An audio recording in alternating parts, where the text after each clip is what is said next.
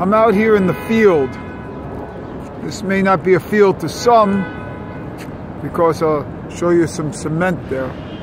But it's a field to me in the middle of the city.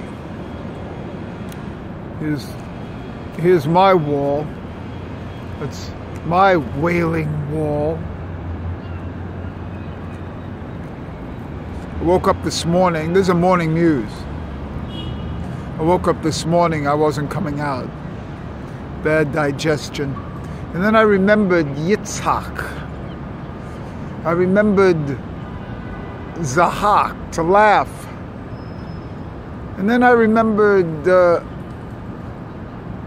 Rabbi Nachman's, it's a mitzvah to always be happy. I didn't wake up happy. And then I was thinking of how Yitzhak was the originator of laughing yoga. So I started to laugh. You know what happens when you laugh? Your diaphragm moves.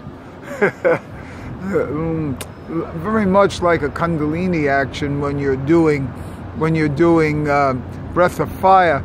But so I laugh, all sorts of laughter.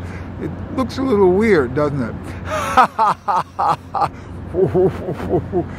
Hee ha ha.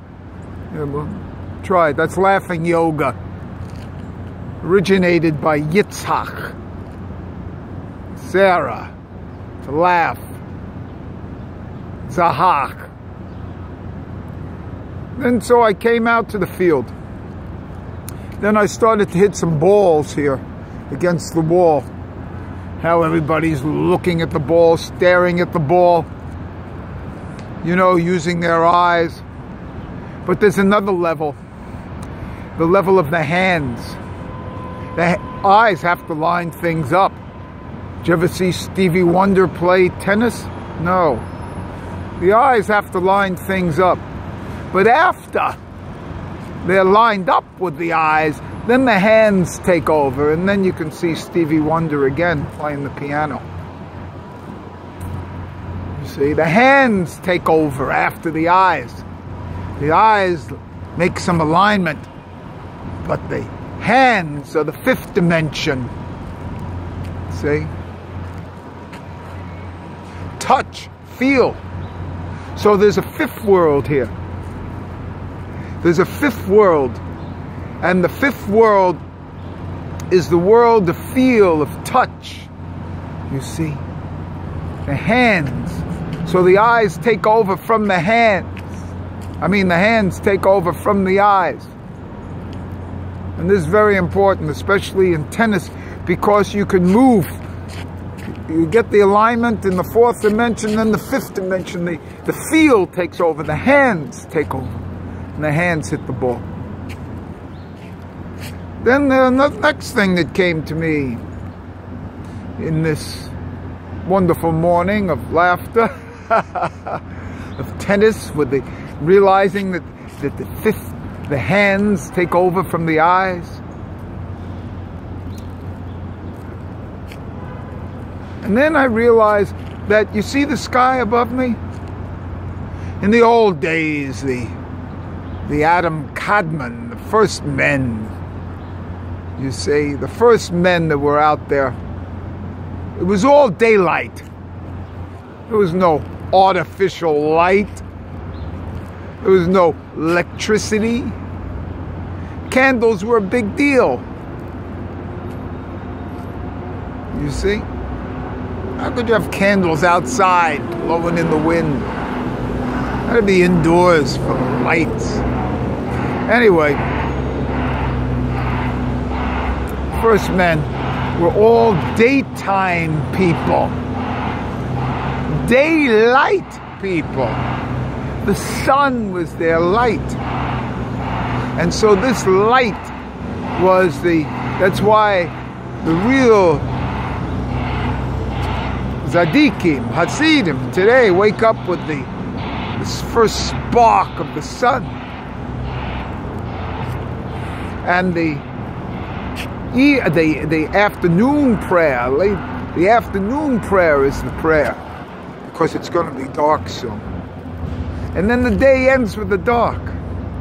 When did the night come in only with this secondary aspect of artificial light? And so an experiment I'm going to do is no light except Shabbos. Shabbos I'm going to light. And this may be a hiddush here, an innovation here of how light only comes for you on Shabbos. It's not that we're illuminating the darkness or, oh, we have, like, it's a problem. No. Shabbos is the only day there's light at night. So Shabbos, instead of being like dark, is light. You see? So these Shabbos candles, light on the Shabbos, rather than the normative darkness at night. The other thing about Judaism is it's a natural religion. Rising of the sun, setting of the sun. See? And then the day is kind of like over. The new day starts with the setting of the sun, because the new day starts in darkness, in the negative. See? And how do you recognize the negative? With artificial light. You can't. So to understand the darkness, the hoshech, the sitra achra, the gavuras, the dinim, the left side, how can you understand it if you have artificial prosthesis, if you have artificial light, if you're not outside? The whole idea is to be outside in nature. It's a natural religion. The tzaddikim are trees. Man is a tree of life. The whole idea of the temple being destroyed is that you're not supposed to be inside a bet. See, the only thing that remains of a temple and of a house is the wall. One wall. It's supposed to be outside. If you don't think so, it's okay. You're supposed to greet Shabbos in the field, like Yitzhak did. Supposed to be outside with the light. It's not that the day ends with when the light goes down.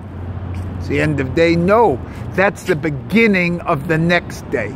These are very simple things in Judaism and have to be understood. This is the deep aspects.